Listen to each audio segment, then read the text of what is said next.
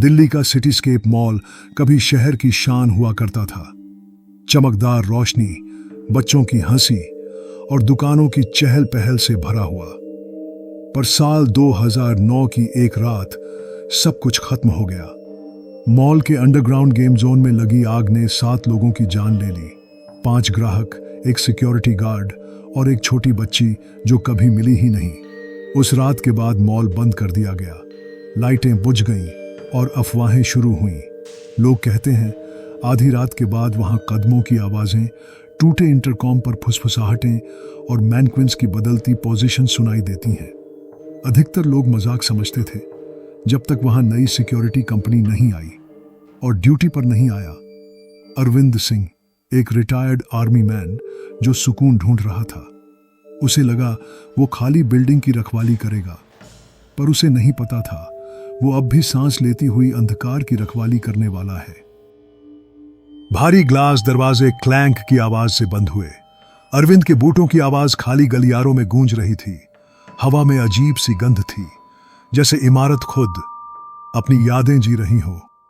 वो control room पहुंचा, पुराने मॉनिटर्स ऑन किए। स्क्रीन 7 टिमटिमा रही थी। कैमरा 7, लोअर आर्केड, वही जगह जहां आग लगी थी। धुंधले स्टैटिक में कुछ हिला, एक साया, छोटा, तेज, इंसानी, और फिर सारी स्क्रीन ब्लैक। 10 सेकंड बाद सब वापस ऑन। पर अब कैमरा 3 पर एक लाइट बल्ब झूल रहा था। वो हिस्सा तो पावर से कटा हुआ था, शायद वायरिंग खराब होगी। वो टॉर्च लेकर निकला। जैसे ही मोड़ पर पहुंचा, बल्ब हिलना बंद हो गया और हवा बर्फ जैसी ठंडी। कॉरिडोर के किनारे एक पुरानी बुटीक थी, एवरग्लो। अंदर कांच के पीछे मैनक्विन्स खड़े थे, सफेद, बेजान, टूटे हुए। अरविंद ने टॉर्च से रोशनी डाली। Click click click. पीछे से कदमों की आवाज। वो मुड़ा, कुछ नहीं। फिर सामने देखा, एक मैनक्विन अब उसकी ओर देख रहा था। उसकी सांसें तेज हो गईं। वो कसम खा सकता था पहले ये ऐसे नहीं था। कौन है वहां? कोई जवाब नहीं। उसने मैनक्विन का हाथ छुआ, ठंडा, प्लास्टिक जैसा। मुड़ा और स्क्रर। मैनक्विन का सिर अब ऊपर की ओर मुड़ा था। उसका हाथ सर्विस एलिवेटर की ओर इशारा कर रहा था। नीचे बेसमेंट से म्यूजिक बॉक्स की धुन आ रही थी।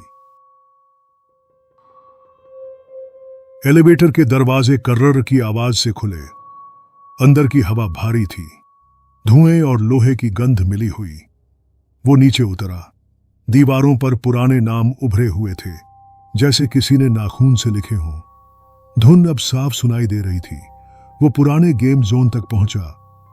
आर्केडिया फन जोन लिखा बोर्ड आधा जला हुआ था। सारी मशीनें बंद थीं, बस एक मशीन चालू थी। Insert coin to continue. वो बिजली से कटी हुई थी।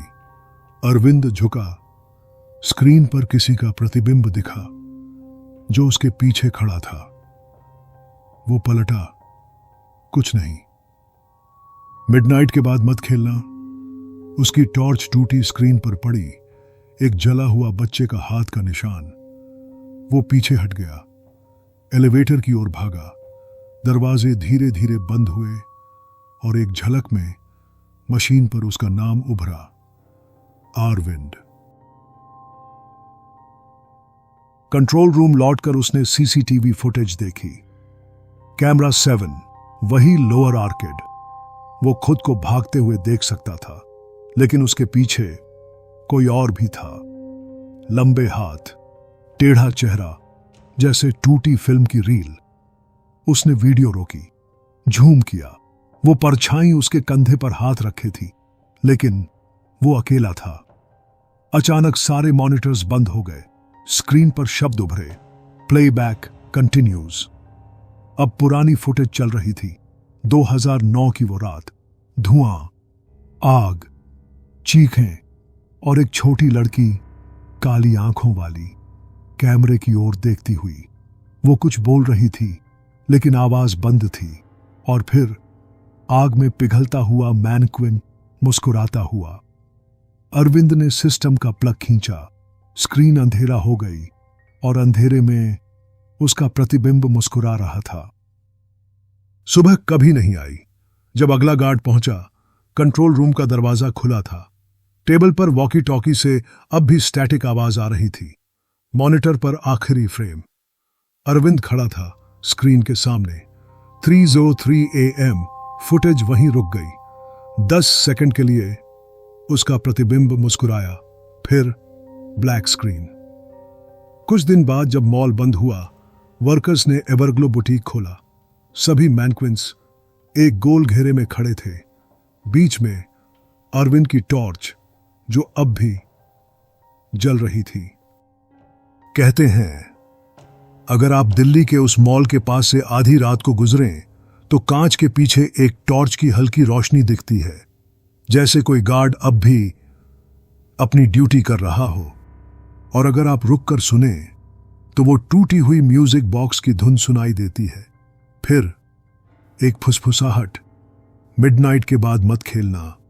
अगर किसी खाली मॉल में अचानक लाइट जल उठे तो पीछे मत देखना, क्योंकि कुछ ड्यूटी कभी खत्म नहीं होती। अगर आपको सिटीस्केप मॉल की यह डरावनी कहानी सिहरन दे गई तो लाइक कीजिए, सब्सक्राइब कीजिए और शेयर कीजिए उन लोगों के साथ जो असली हॉरर में यकीन रखते हैं।